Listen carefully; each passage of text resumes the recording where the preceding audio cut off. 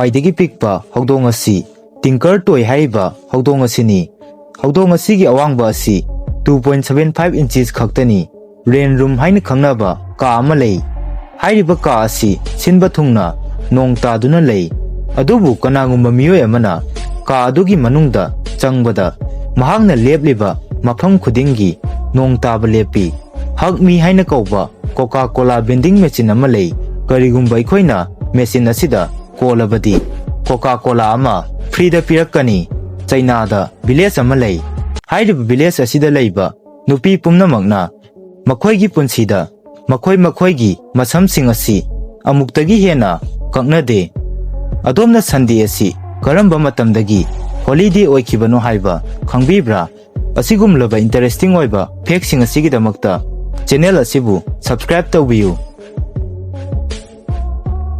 Fact number 1 London दा rain room अमा लई मसिगी का सिनबा थुंगना नोंग तादुना लई अदुबु कनागुंबा मियोय अमना का अदुगी मनुंगदा चंगबदा महांगना लेबलिबा मफम खुदिंगी नोंग ताबा लेपी मसा सोलहंदे मसिगी अंगकपा आर्ट इंस्टॉलेशन असी मालेमगी अहानबा ओइना 2012 ता लंदन की बार्बिकन सेंटर दा उतखी रूम असिगी पाक चाउबा असिना 100 स्क्वायर मीटर्स नि विजिटर सिंगना अचौबा रूम असिगी मनुंगदा कोइचा चटपा याई विजिटर अदुना लेपा मफम खुदिंगदा इसिंग तारकपा लेपी मसिदा सेंसर सिंगना विजिटर अदुगी पोजीशन ट्रैक तौई मसिदगी कंप्यूटर सिस्टम अमना मसा मतोमता मखोइगी मथक्ता नोंग ताबा लेफली।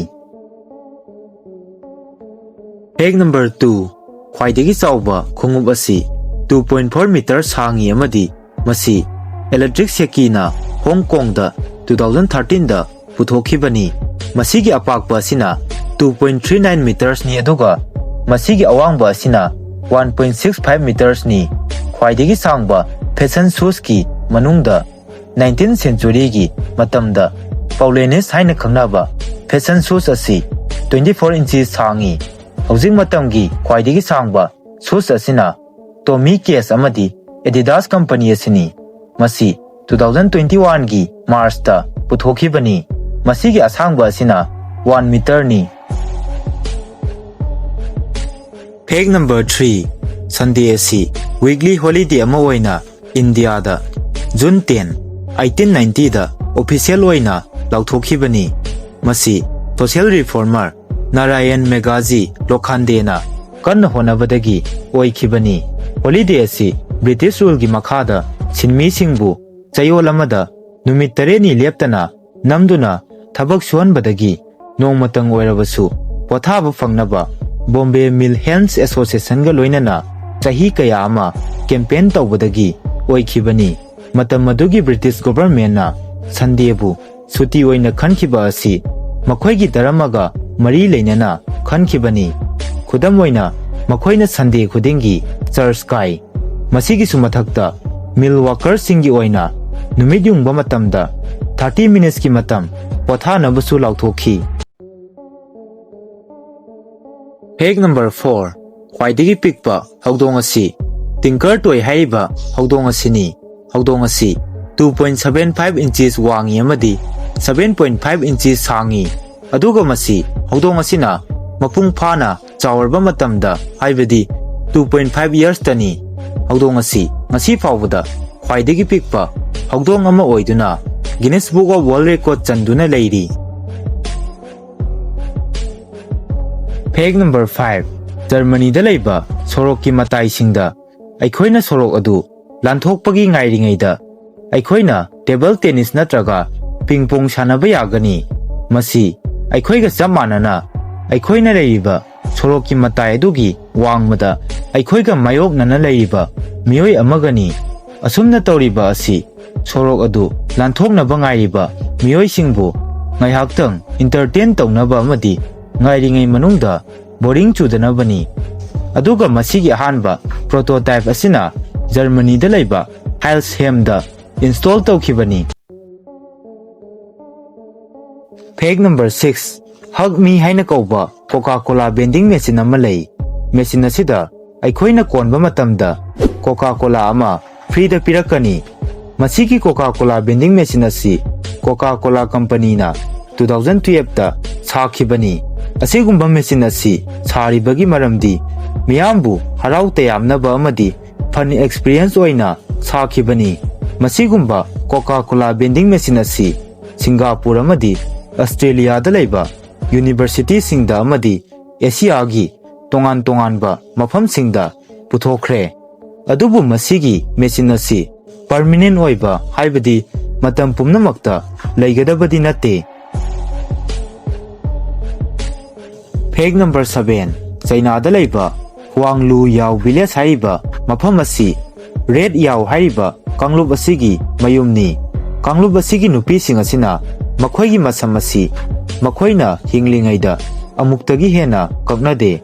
Masisu makhoina chahi 19 subada makhoi gi birthday gi saruk ama oina pangthokpani.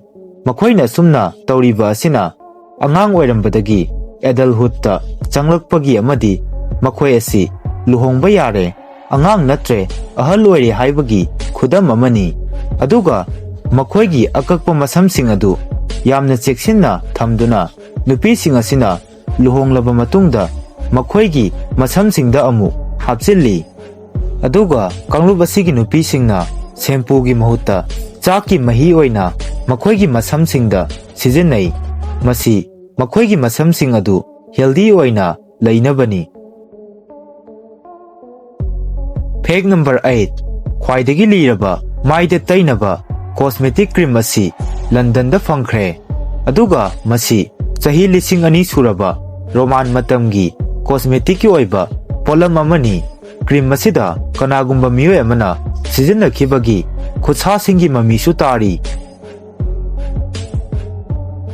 Peg number 9 karigumba ice cube ama tap water na semlabadi madu white amadi cloudy oigani. Aduga asaba isingna sembo oiragana transparent oigani. Masigi maramdi ice cube adu tap water na semlabadi ice cube adugi manungda lairiba air bubble sing amadi ising aduda yauramba mineral sing adu ice cube adugi manungda phamjin khiduna white amadi cloudy oirei. Aduga asaba isingna ice cube adu sembo oiragana transparent oigani. Masigi maramdi boil water asina ising aduda yauramba dissolve gas sing manghan khiba asinani. Peg number 10 2009 da Jangrui Phang Kobi chahi chamaga ama surabi Chinese woman amagi laibakta machi ama palakle haibasi khanglakhi. Aduga masigi matungda 2010 da mahaki machi adu 6 cm sanglakhi amadi mahaki laibaki yetlom dasu atopa machi amasu sangalakhi. Asumna tawriba asi yamna tangna thokpa skin tumor amana oihanbani. Aduga mahangna masigi horn asibu surgery tawduna lokthokhiba pamlamde maramdi mahangna masibu mahaki punsigi saruk amani haina yajarami. Peg number 11 India da thong taruk leiba chahi chamnga helaba temple ama lei. Temple asigi thong sing asi matam kayagi mamangdagi londuna lakhi. Adubu 2011 da Supreme Court ki order matung inna thong taruk asigi manungda mangadi hangdokhi amadi madugi manungdagi mamal yamlaba sana lupa amadi atangbu posak kaya phangki. Masida phangkiba atangbu posak sing asi $100 billion muki oigani. Masigi paisa asina India bu chahi 10 hena chalaiba konagani.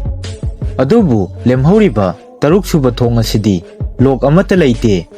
Adubu thong asi mantra ama khaktana hangdokpa ngamgani hairi. Adubu haiba mantra asi kana amatana khangde hairi. Masigi temple asi Kerala da laiba Padmanabha Swami temple asini. Peg number 12 Malemgi ahanba forest city asi Liuzhou forest city asini. Masi China da lei. City asida leiba yum pumnamak upal wapal amadi pambi singna kupsili. Asumna tawriba asigi maramdi air pollution absorb tawduna nungsit singhanaba oxygen marang kaina puthoknaba amadi mafam asigi akoibagi phibam phana thamnabani. Hairiba city asi Stefano Boiri Architect tina design tawkhibani aduga city asi 2017 da saba hauki aduga chahi ahumgi matungda haibadi 2020 da saba loisinki